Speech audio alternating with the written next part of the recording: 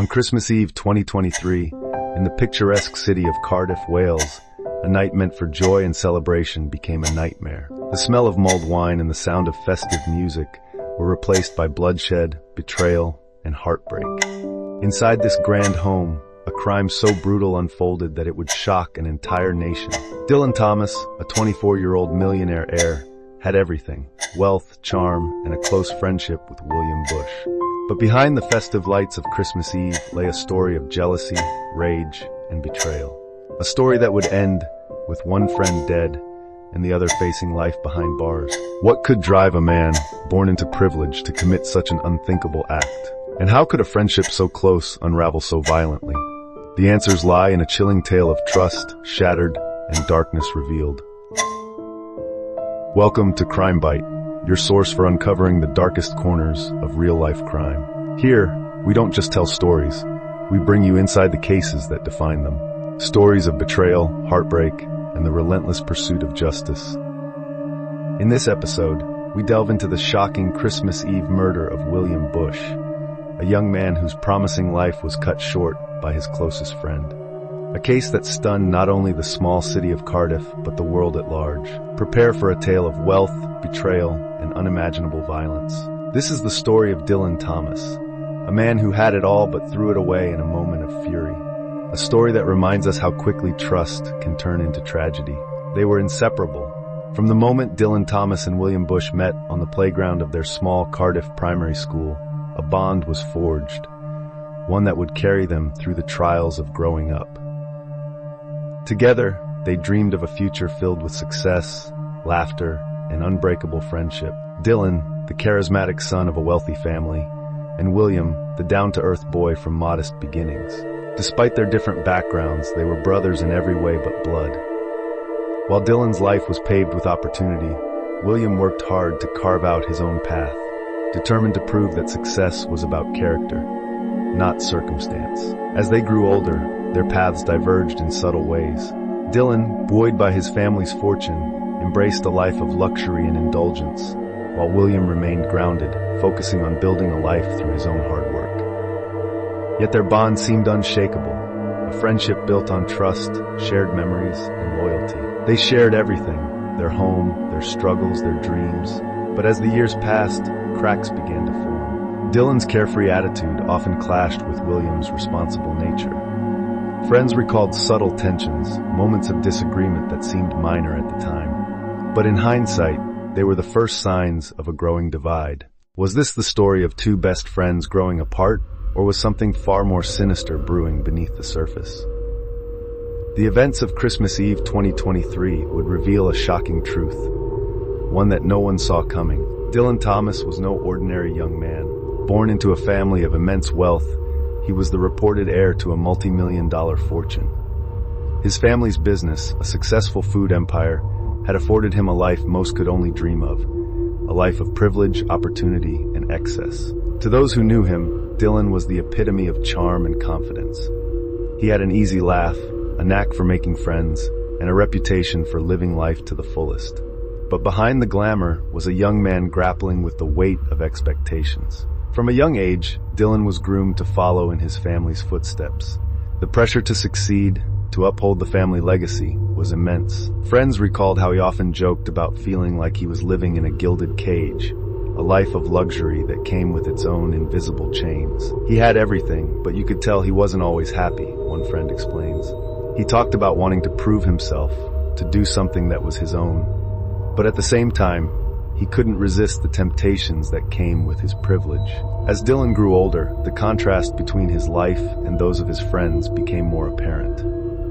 While others worked hard to achieve their dreams, Dylan often struggled to find purpose. For someone who seemingly had it all, there was a lingering sense of dissatisfaction, a darkness that few could see. Was Dylan's life as charmed as it seemed, or was there a darkness lurking beneath the surface? The answer would become tragically clear on Christmas Eve, a night that revealed the true cost of unchecked privilege and hidden pain. Christmas is a time for joy, for togetherness, and for reflecting on the bonds that bring us closer. For Dylan Thomas and William Bush, this Christmas was meant to be no different. Best friends since childhood, they had planned a quiet celebration at home, away from the chaos of the outside world. But beneath the festive facade, tensions were simmering. In the days leading up to Christmas Eve, friends noticed a subtle shift in their dynamic. William, always the steady one, seemed frustrated, while Dylan's carefree charm had taken on a sharper edge. Their once seamless friendship appeared strained, with disagreements bubbling beneath the surface. "Mate, we need to talk about rent," William says, his voice tense. "Relax, it's Christmas," Dylan replies dismissively, brushing past him to grab a drink. For William, the weight of responsibility had begun to take its toll. For Dylan, the pressures of his privileged yet unfulfilling life manifested in indifference, and occasionally in bursts of anger.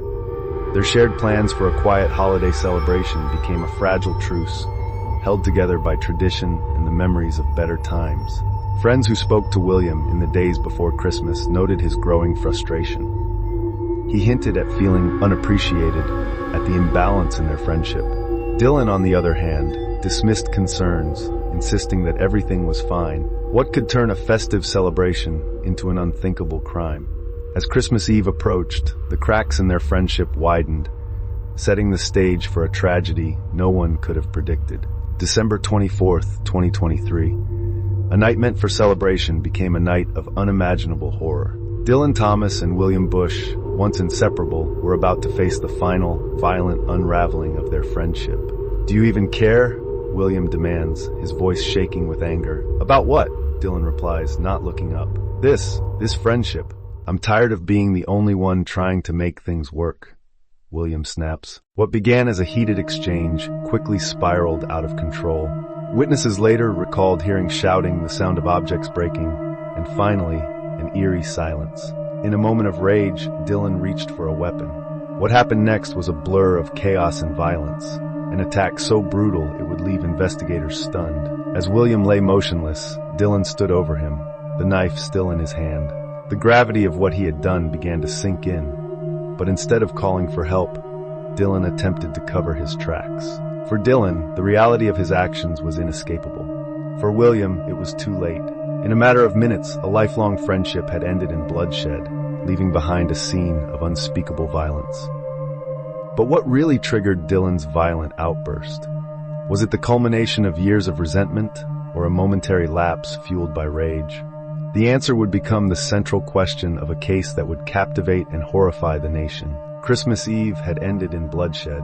Inside the Cardiff apartment, chaos reigned, a once festive home transformed into a crime scene. For Dylan Thomas, the realization of his actions was only just beginning. "He's hurt. I don't know what to do. There's so much blood. Sir, is the victim breathing? I don't think so. Please send someone." When officers entered the apartment, the scene that greeted them was nothing short of horrific. William Bush lay motionless, the wounds on his body a grim testament to the violence that had occurred. Nearby, Dylan sat on the couch, his hands trembling, his clothes stained with blood. Dylan's initial account to police was fragmented, filled with contradictions and gaps. He claimed that the altercation was self-defense, that William had attacked him first. But his story lacked coherence, raising more questions than it answered. "I didn't mean to," Dylan stammers. "He was yelling at me. He came at me and I snapped. Why didn't you call for help sooner, Dylan? Why was the knife cleaned?" As the questioning continued, Dylan's story began to unravel. Investigators noted his inconsistent timeline, the lack of defensive wounds on his body, and the deliberate attempts to clean the scene. What had initially seemed like a moment of rage began to look more like an attempt to cover his tracks. The evidence left behind told a different story, a story of calculated decisions and cold, deliberate actions. But was this a crime of passion or something far more sinister? With Dylan Thomas in custody, investigators began piecing together the events of that fateful night. The evidence spoke volumes, but it was up to detectives to determine whether Dylan's claims of self-defense held any truth. The knife, a crucial piece of evidence, told a story of its own. The absence of defensive wounds on Dylan contradicted his claims of self-defense, suggesting that William had been caught off guard. Security footage from the apartment complex revealed nothing out of the ordinary. Two friends returning home on Christmas Eve. But the timeline left investigators questioning Dylan's version of events. Neighbors painted a picture of escalating tension. Raised voices, the sound of breaking glass, and then silence. What had transpired in those final moments between Dylan and William? At first, he said it was self-defense, one detective recalls. Then he claimed he blacked out and didn't remember anything. The inconsistencies were glaring. The shifting narrative raised red flags for investigators. Why would Dylan, a man with no prior history of violence, resort to such extreme measures? And why was his behavior so erratic in the hours after the crime? Attempts to clean the crime scene further undermined Dylan's claims of an impulsive act. Forensic experts noted deliberate efforts to erase evidence, suggesting a level of calculation that didn't align with his initial story. Was Dylan a man pushed to his breaking point, or was he hiding something far darker? The evidence painted a grim picture, but was it enough to convict a man born into privilege? On a crisp morning in Cardiff, the trial of Dylan Thomas began. The courtroom was packed, the world watching as prosecutors laid out their case against the millionaire heir accused of brutally murdering his best friend, William Bush. Would justice prevail, or would Dylan's privilege shield him from the consequences of his actions? Ladies and gentlemen, this was no accident. This was not an act of self-defense. Dylan Thomas acted with intent, fueled by anger and betrayal. The evidence will show that this crime was as calculated as it was heinous. Dylan Thomas is not a monster. He is a young man who made a terrible mistake in the heat of the moment. The pressures of his life, the unraveling of his friendship with William, pushed him to a breaking point. We ask that you see him as a human being, not just a headline. For William's family, this trial was more than a quest for justice. It was a painful reminder of the life stolen from them. As they listened to the gruesome details of the crime, their grief was palpable. He was the best of us, she says, her voice breaking. He didn't deserve this. Dylan was supposed to be his friend, his brother. How could he do this? Prosecutors wasted no time in dismantling Dylan's claims of self-defense. They presented forensic evidence that highlighted the deliberate nature of the attack, the multiple stab wounds, the lack of defensive injuries on Dylan, and the cleaned knife found at the scene. Dylan didn't act in self-defense, the prosecutor argues. He tried to cover his tracks. This was no moment of rage. It was a calculated betrayal. Dylan has been under immense pressure his entire life, the psychiatrist explains. His actions were the result of an emotional breakdown, not premeditation. The trial was a battle of perspectives. Was Dylan a privileged young man overwhelmed by pressure, or a cold-blooded killer who betrayed his best friend? After weeks of testimony, arguments, and emotional revelations, the moment of truth had arrived. The jury had reached a verdict, and the weight of their decision was palpable. On the charge of first-degree murder, we find the defendant, Dylan Thomas, guilty. For William's loved ones, the verdict brought some measure of justice, but it could never bring back the man they had lost. Mr. Thomas, your actions on the night of December 24th were not only criminal, but deeply tragic. You betrayed the trust of a friend, took a life, and devastated a family. For that, you will serve a life sentence in prison. While the sentence marked the end of the trial, it left lingering questions for those who had followed the case. Was Dylan's punishment reflective of his actions, or was it influenced by the privilege and resources at his disposal? I think justice was served, one man says. He got what he deserved. Another woman counters, it's hard to say. Would the outcome have been the same if he wasn't a millionaire heir? For some, the trial and sentencing marked the end of a nightmare. For others, it was a reminder of the systemic issues that allowed tensions to escalate unchecked. The case of Dylan Thomas and William Bush became more than a tragedy. It became a reflection of society's struggles with privilege, mental health, and justice. William Bush was more than a victim. He was a son, a brother, a friend, a young man with dreams, ambitions, and a heart full of kindness. His life was a beacon of hope for those who knew him, a reminder that success comes not from wealth, but from the character and compassion we show to others. He had such a bright future, she says. William wanted to make a difference in the world. He wasn't just my son, he was my inspiration. Will was always the one to lift you up, his friend recalls. No matter how bad your day was, he'd find a way to make you laugh. Losing him, it's like losing a part of yourself. William's impact on his community was undeniable. He believed in giving back, in building others up, in living a life of integrity.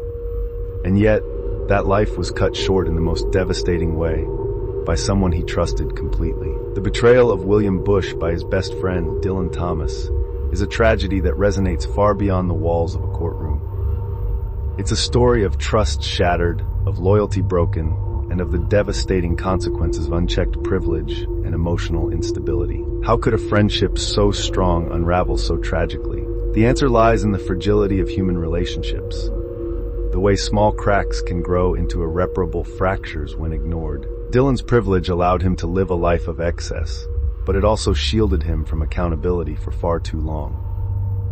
For William, the disparity between their lives was never a source of resentment, until it became clear that Dylan's recklessness had a cost. What lessons can we learn from this betrayal? How do we protect the bonds that mean the most to us from the pressures of life, jealousy, and unspoken resentment?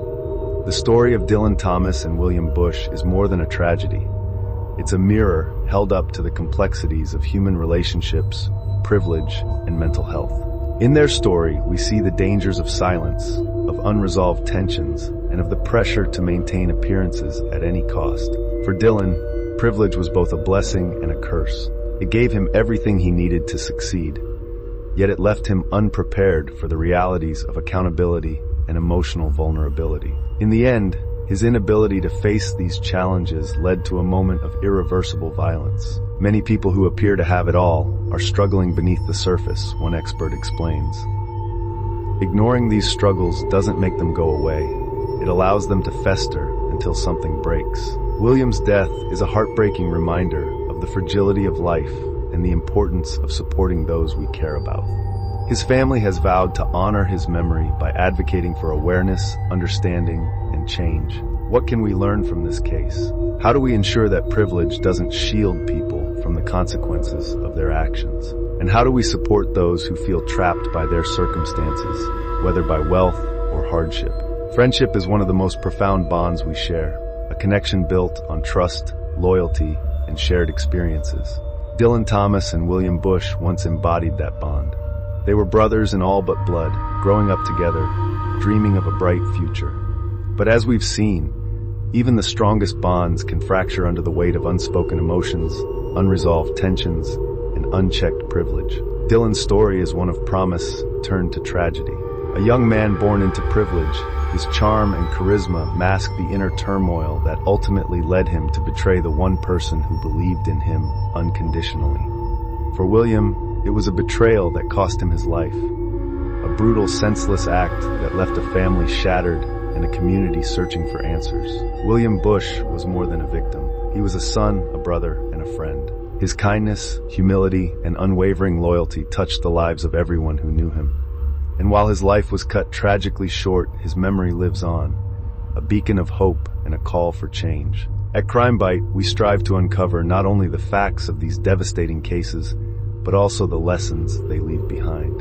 The story of Dylan Thomas and William Bush is a reminder of the fragility of human relationships, the importance of addressing unresolved conflicts, and the need for compassion in the face of privilege and pressure. If you found this story compelling, we encourage you to join the conversation. Like this video, subscribe to our channel, and share your thoughts in the comments below. Together, we can reflect on the lessons of this case and strive to prevent similar tragedies in the future. Thank you for watching this CrimeByte documentary. Remember, the stories we share are not just about the crimes. They're about the people, the lives affected, and the resilience of those left behind. Together, we can turn these stories into a force for change.